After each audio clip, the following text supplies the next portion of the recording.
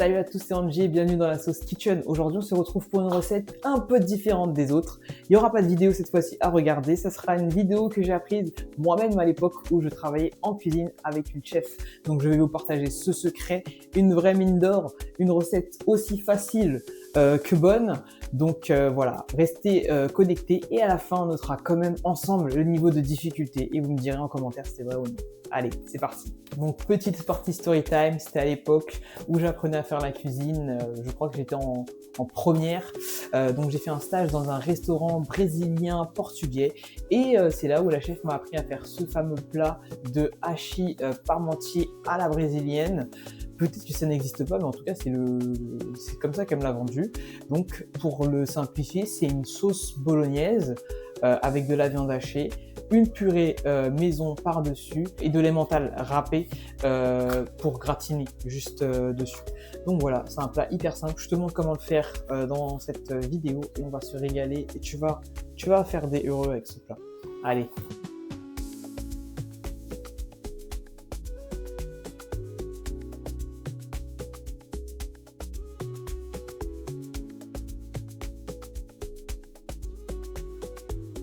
Donc la première étape, on épluche les pommes de terre. Donc on est sur une recette anti-gaspi. Donc évidemment, c'était des pommes de terre, voilà, qui étaient là. Et donc elles sont pas parfaites. C'est anti-gaspi, donc c'est pour ça qu'elles ont cette tête. Donc il faut vraiment faire attention quand tu épluches pour bien retirer tout ce qui va être les germes, etc. Mais voilà, c'est consommable. Donc après, on les rince bien, comme il faut, dans l'évier. Et je viens les découper en 4 et je les mets dans l'eau. Donc voilà, en 4, et pour les très très grosses tu peux les faire en 6 si tu veux.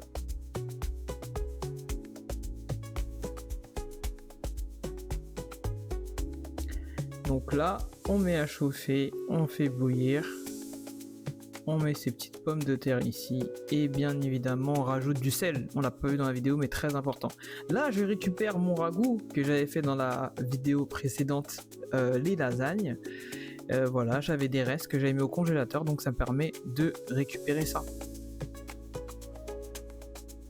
Donc une fois que je l'ai un peu chauffé, je la mets dans mon petit plat. Je l'étale. Tu peux en mettre plus, là en l'occurrence on va pas se mentir, on était un petit peu juste en quantité mais ça le faisait tout juste, tu peux en mettre beaucoup plus.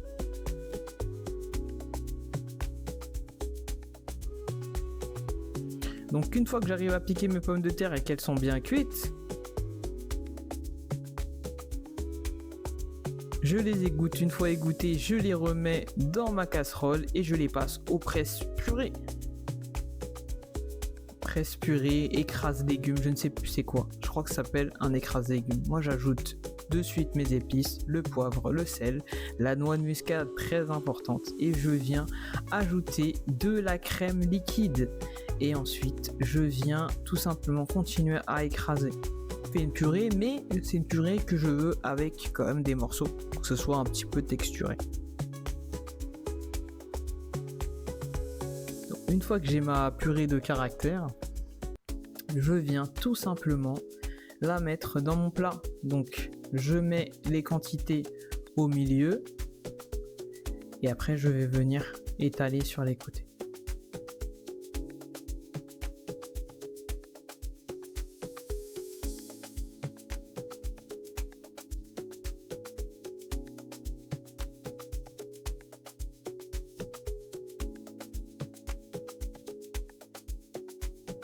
Voilà, donc là c'était volontaire de la laisser comme ça.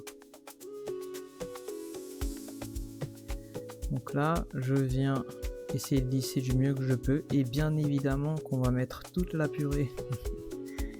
Voilà, un plat bien riche qui fait plaisir. Voilà, qui vient nourrir sa petite famille.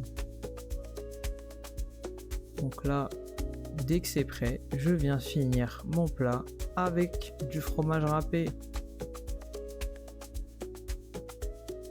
C'est un plat rapide qui est bon, qui te prend très peu de temps et en plus anti-gaspi. parce que dans la France de Macron, on ne peut pas gaspiller les gars.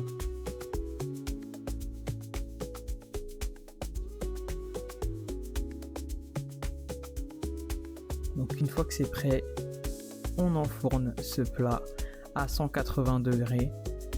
Et moi je le cuis un petit peu à l'œil. Le but c'est que ça soit gratiné, tout est déjà cuit dedans. Donc je dirais voilà, 20 à 25 minutes. Voilà, le plat, il est croustillant, il est doré. C'est bon, tu peux te régaler. Cette recette est déjà terminée, je te l'avais dit, hyper simple, anti-gaspi, bonne. J'ai hâte d'avoir vos retours sur la vidéo et me dire si vous avez testé et si c'était bon, tout simplement. Donc en termes de difficulté, c'est tellement simple que pour moi c'est une difficulté de 2 sur 5 parce que à la limite, il faut éplucher les pommes de terre. À la limite, allez, 2 pour le coup avec l'économie. Merci à tous d'avoir regardé cette vidéo. C'était Angie pour la Sauce Kitchen. Et on se dit bye, à la semaine prochaine.